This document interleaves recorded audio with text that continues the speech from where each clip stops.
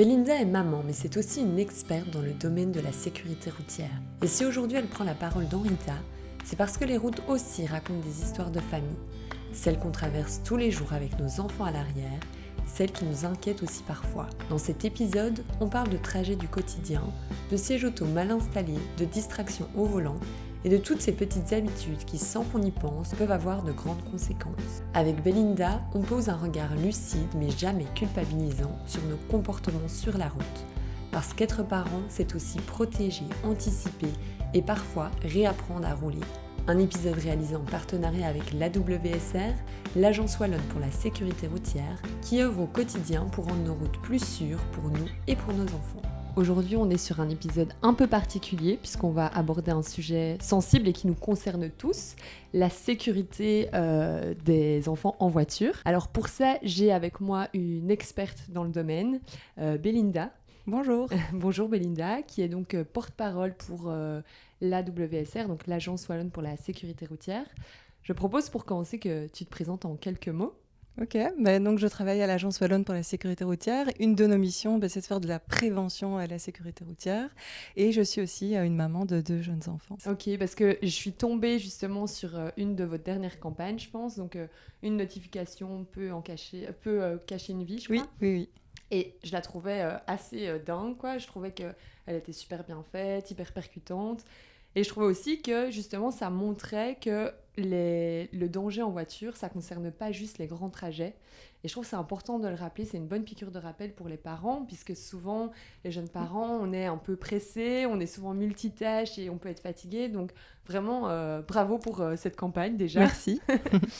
Et alors aujourd'hui, le but de cet épisode, c'est vraiment de poser les bases, de mieux comprendre, parce que quand on devient parent, je trouve qu'au niveau des sièges auto notamment, c'est le flou total. Pour commencer, donc je suis tombée sur une stat qui était dans un de vos rapports, de l'AWSR, et qui dit que seul un enfant sur 4 est correctement attaché à un siège adapté, et qu'un enfant sur 10 n'est même pas attaché du tout.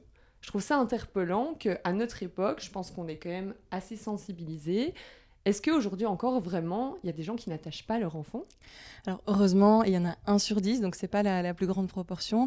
Mais oui, c'est vrai qu'on est beaucoup sensibilisés, mais il y a de manière générale quand même une sous-estimation des risques en voiture. On a l'impression qu'un accident, ça n'arrive qu'aux autres, qu'avec nous, dans notre voiture, nos enfants ils sont bien protégés parce qu'on est un bon conducteur, et que pour un petit trajet, c'est pas forcément nécessaire d'utiliser un siège auto. Ce qu'on voit principalement, c'est plutôt des mauvaises utilisations.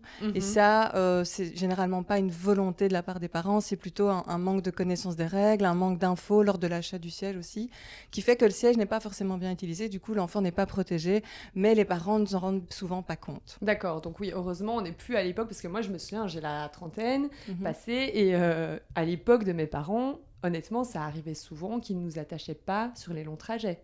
Donc moi je me souviens être allongée à l'arrière et pas être attachée, mais ça n'arrive heureusement plus aujourd'hui. Oui, ça arrive encore, puisqu'il y a un enfant sur 10 qui n'est pas du tout attaché, mais moins souvent qu'avant. Ce qu'on voit principalement, c'est des sièges pas adaptés ou des sièges qui ne sont pas correctement utilisés, ce qui réduit l'efficacité du siège. Donc au final, le résultat est quand même un danger plus important pour les enfants en cas de choc ou d'accident. Oui, tout à fait, parce que tu penses qu'en fait c'est sécure et pas forcément. Quoi. Donc c'est ça aussi, c'est bien qu'on rappelle aussi tout ça, comment bien attacher, tu vas nous expliquer plus tard. Déjà, c'est quoi les erreurs les plus courantes alors ? Ce qu'on voit souvent, c'est d'abord le siège qui n'est pas bien fixé à la voiture. Donc là, il faut bien se référer au manuel d'utilisation. Il y a 2 possibilités. Soit on attache le siège avec une ceinture de sécurité. Et là, il faut bien vérifier, par exemple, qu'elle passe dans les bonnes encoches. Mais tout ça est indiqué dans le mode d'emploi. Soit on utilise un système Isofix. Donc ça, c'est un système qui est d'origine dans les voitures. Il y a des ancrages, en fait, et on vient clipser le siège qui est muni de crochets à ses attaches ou parfois à une base Isofix. Et là, on a généralement des voyants lumineux, des bips sonores qui permettent de nous indiquer si le siège est bien placé. Parce que s'il n'est pas bien attaché à la voiture, en cas d'accident, ça ne va pas fonctionner et le risque est quand même important que le siège soit éjecté. Et puis, ce qu'on voit aussi souvent, c'est du jeu dans le harnais. Donc le harnais qui n'est pas bien collé à la peau de l'enfant, qui fait que l'enfant risque d'être éjecté. En général, on dit qu'il faut maximum 2 doigts entre le corps de l'enfant et le harnais, donc il faut bien serrer le harnais. Et puis on a aussi des enfants plus grands qui sont eux-mêmes à l'origine de ces mauvaises utilisations, hein, qui se détachent pendant le trajet, qui passent la ceinture sous le bras. Ça, c'est aussi évidemment à vérifier parce que si la ceinture est sous le bras, elle ne protégera pas l'enfant en cas d'accident. Et donc, ça rend l'efficacité du siège beaucoup moins importante, voire dans certains cas totalement inutile. Inutile, oui, c'est ça. Et, mais justement, tu parlais du harnais. Donc moi, ma fille, elle a 2 ans. Et c'est une galère parce qu'en fait, j'ai l'impression de bien serrer le harnais. Et en fait, elle arrive toujours à glisser ses bras d'une manière ou d'une autre. Qu'est-ce que tu conseilles? J'ai vu qu'il existait des petits clips des fois. Est-ce que c'est recommandé ça ou Non, pas? on conseille vraiment pas d'utiliser d'autres éléments que ce qui est fourni avec le siège auto. En général, ces éléments-là, ils sont pas homologués et ils peuvent diminuer l'efficacité du siège. Okay. Normalement, si on est vraiment bien serré et si on respecte la règle des 2 doigts, l'enfant ne peut pas réussir à enlever le harnais. Et puis, il faut aussi sensibiliser les enfants dès leur plus jeune âge au fait que c'est important, qu'ils risquent d'être éjectés de leur siège en cas d'accident. Enfin, ils peuvent aussi comprendre l'importance d'être bien attachés dans leur siège dès tout petit pour avoir aussi les bons réflexes en grandissant. Tu parles de la règle des 2 doigts, tu peux peut-être la réexpliquer pour ceux qui ne connaissent pas. Donc en fait, quand on serre le harnais, on doit bien vérifier qu'on peut maximum mettre 2 doigts entre le corps de l'enfant et la ceinture. Et il faut aussi enlever les gros manteaux, les doudounes en hiver, parce que ça crée un espace entre le corps de l'enfant et les sangles qui va se tasser en cas d'accident.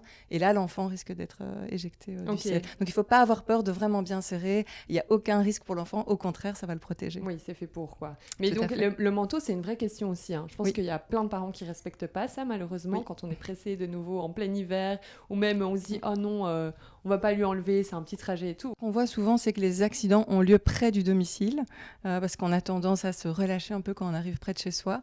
Donc ça concerne peut-être plutôt des petits trajets. Maintenant, il faut savoir que sans ceinture, un choc peut être mortel déjà à 20 km/h, donc même pour un petit trajet dans son quartier.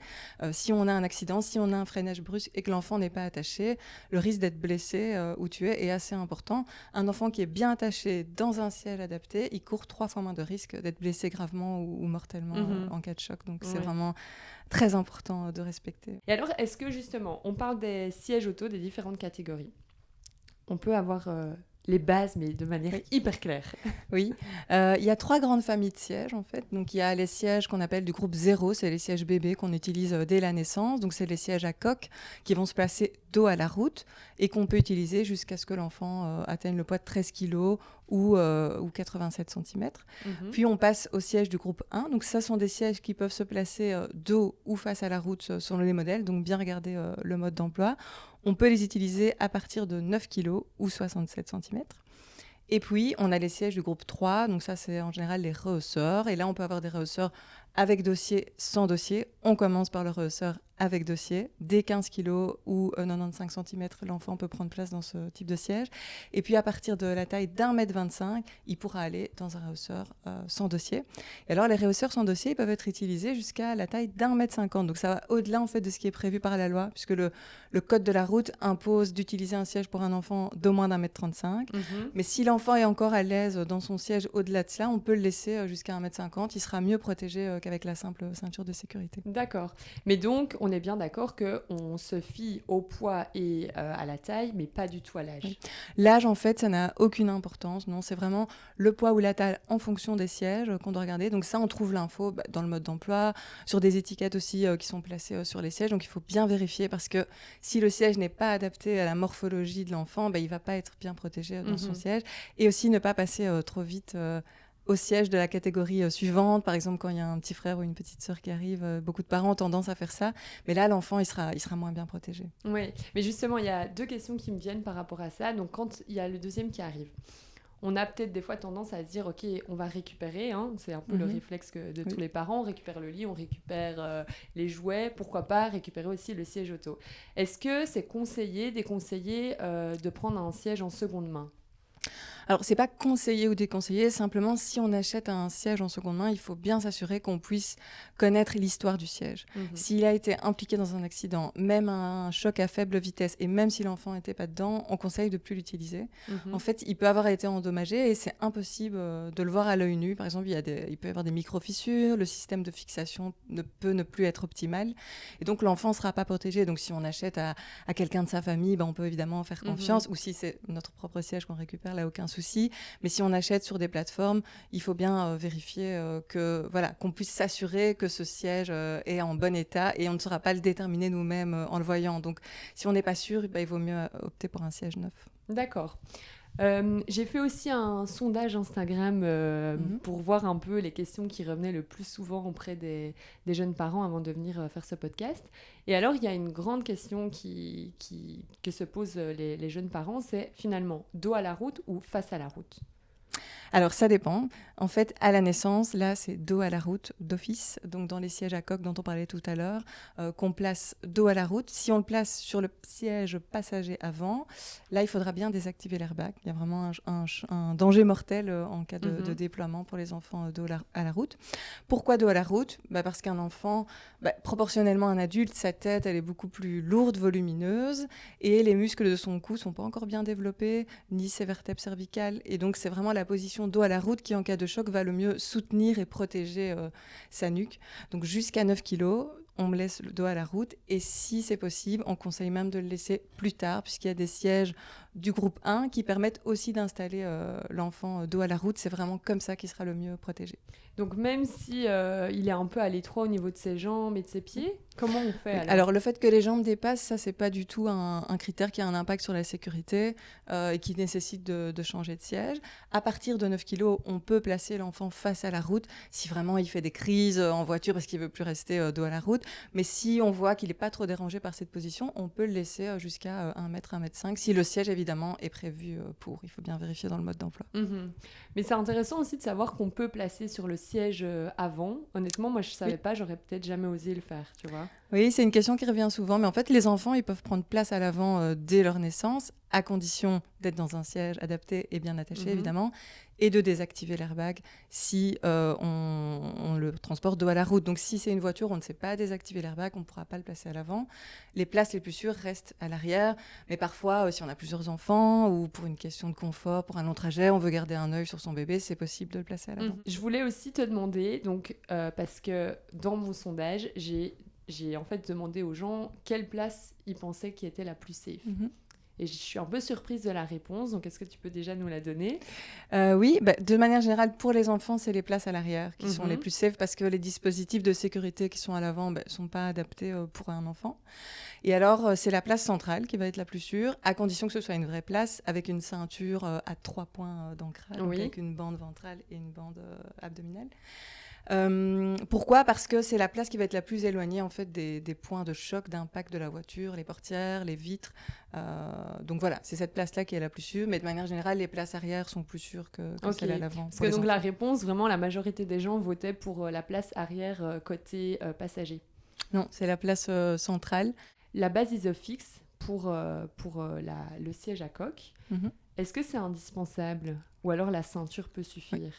Ça dépend du siège. Donc, si c'est un siège prévu uniquement pour une base Isofix, là, évidemment, on ne peut pas l'attacher avec la ceinture. Mais il y a tout à fait des sièges qu'on peut attacher avec la ceinture. Donc ça, il faut bien se renseigner à l'achat.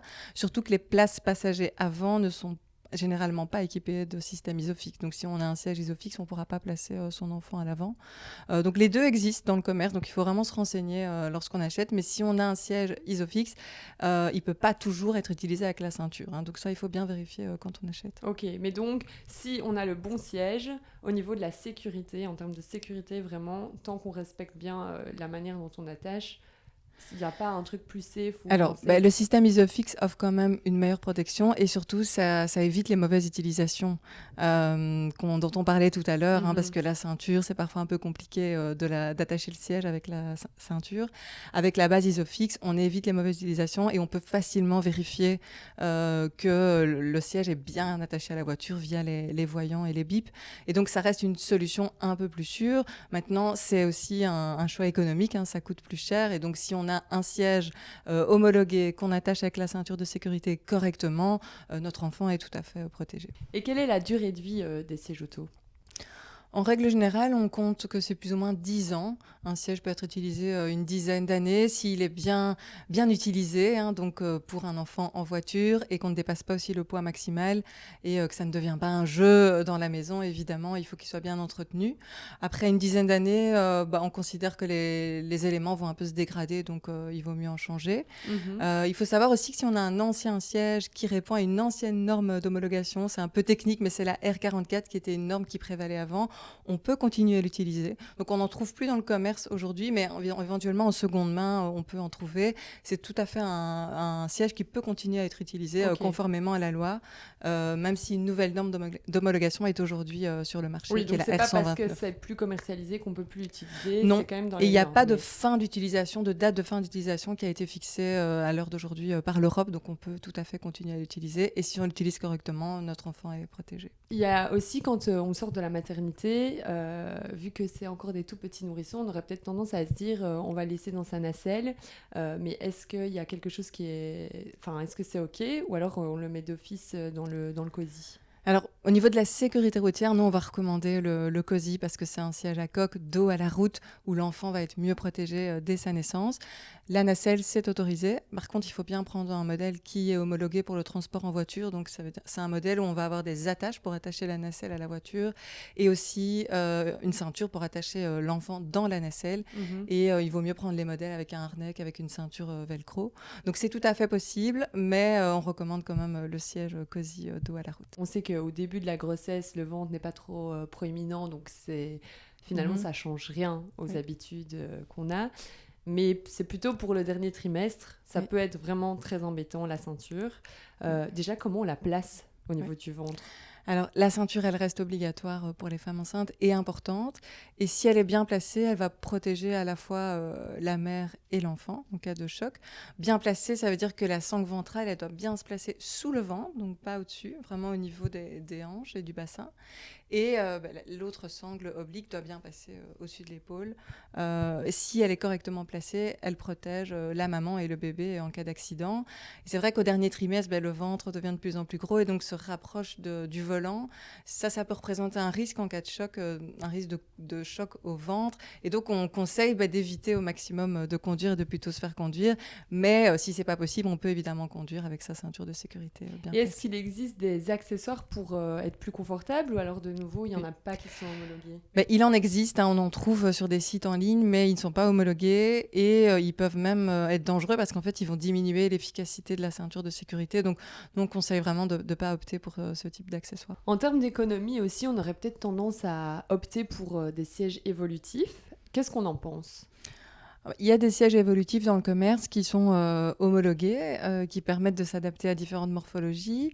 Ça va être quand même moins sécurisant qu'un siège adapté à chaque catégorie, puisque c'est un siège qui va être généraliste, donc il va être moins adapté à la morphologie de l'enfant. Donc l'enfant est un peu moins protégé dans ce type de siège, mais s'ils sont homologués, on peut tout à fait l'utiliser. On conseille toujours de prendre un siège le plus adapté possible, mais c'est vrai que ça représente un certain budget. Oui, parce que finalement, si tu changes à chaque fois, ça te fait combien de sièges alors, si tu respectes vraiment ça dépend, 3 sièges, et pour le rehausseur avec dossier, parfois il y en a où on peut enlever le dossier. Si c'est pas le cas, on pourra passer un rehausseur sans dossier pour la fin. Mais donc 3 ou 4 sièges, oui. Et le rehausseur avec dossier évolutif, ça c'est OK ou toujours Oui, c'est vrai qu'il y a beaucoup de modèles où on peut simplement enlever le dossier quand l'enfant atteint 1,25 m. Et donc ça, c'est tout à fait possible, oui, ça permet d'économiser. D'accord.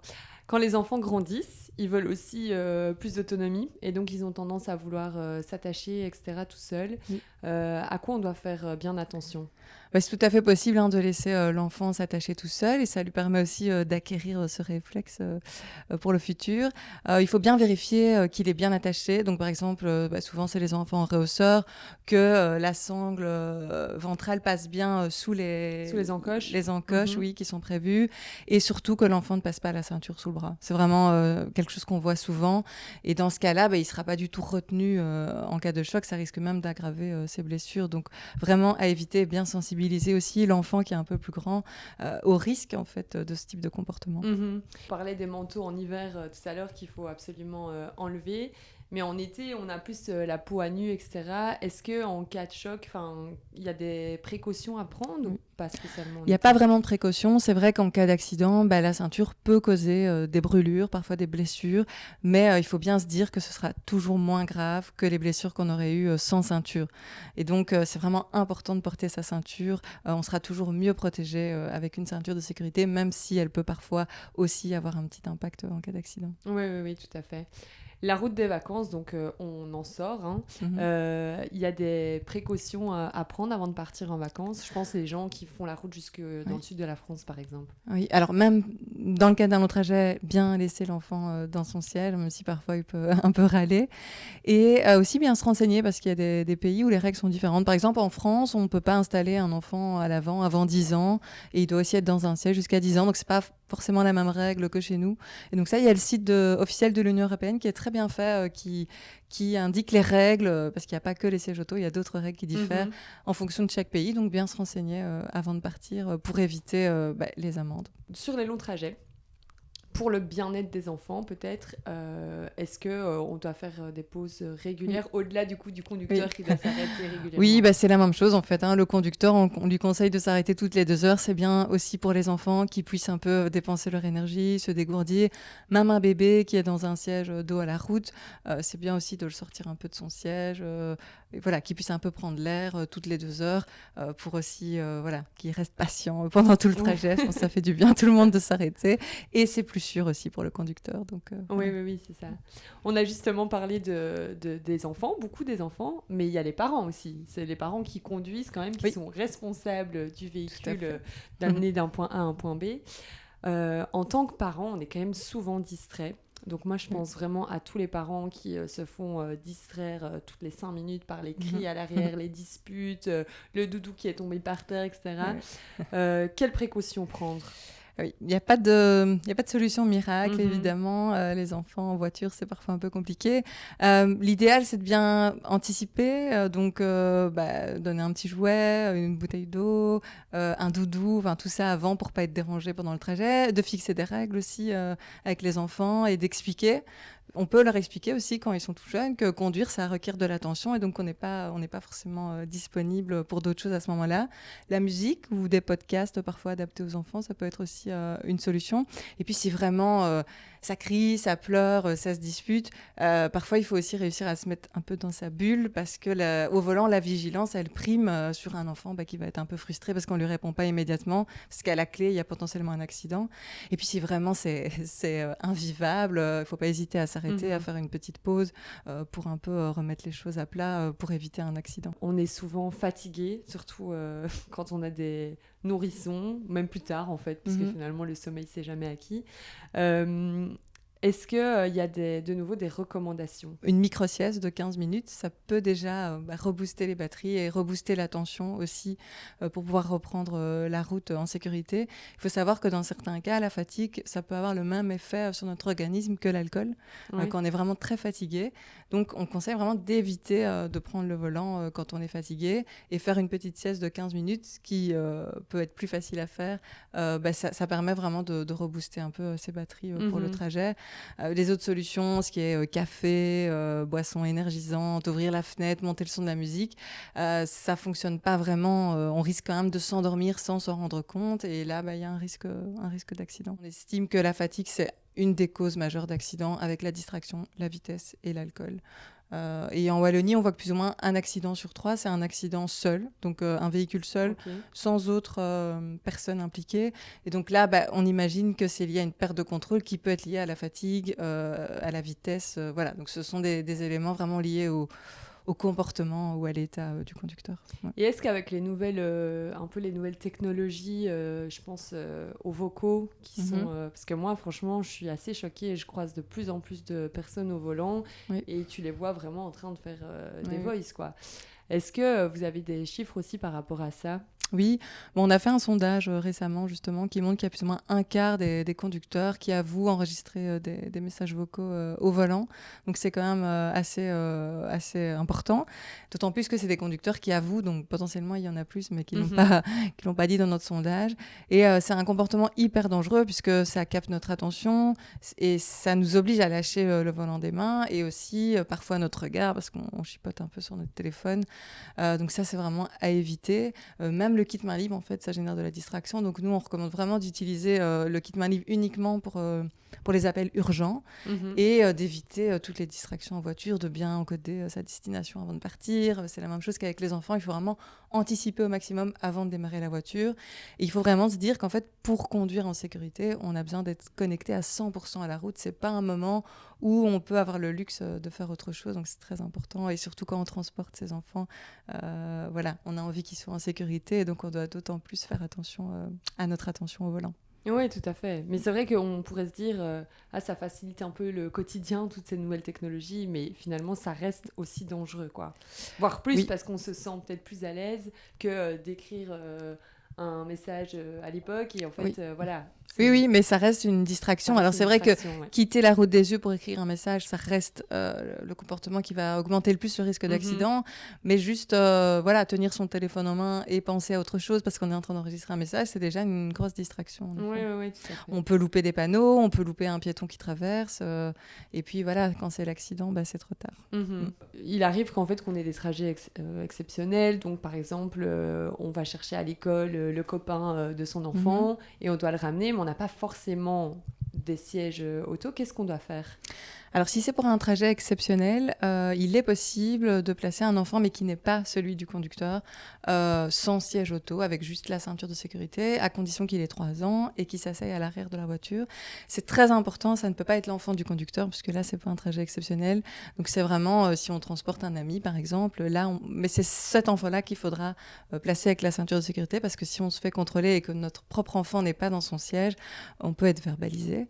Alors qu'on a tendance à faire l'inverse. Oui, on a tendance à faire l'inverse parce que voilà, on se dit oulala, je transporte l'enfant de quelqu'un d'autre, je vais le mettre dans un siège auto. Mais en fait, c'est pas ce qui est prévu par la loi. Ça doit bien concerner des trajets exceptionnels. Donc, si on prend cet ami toutes les semaines pour le conduire à la natation ou les grands-parents qui vont chercher les enfants tous les mercredis, c'est pas un trajet exceptionnel. Alors, c'est très difficile à contrôler dans les faits, mais si on demande à nos parents d'aller chercher nos enfants régulièrement à l'école, vraiment, ça vaut la peine d'investir dans un siège pour la sécurité de l'enfant. Oui, c'est ça. Ou si c'est la nounou qui doit récupérer après l'école, il faut aussi les sièges adaptés, évidemment. Tout à fait. Ok, super. Merci beaucoup, Belinda, pour toutes ces précisions. Merci à vous. Et pour tous ces conseils.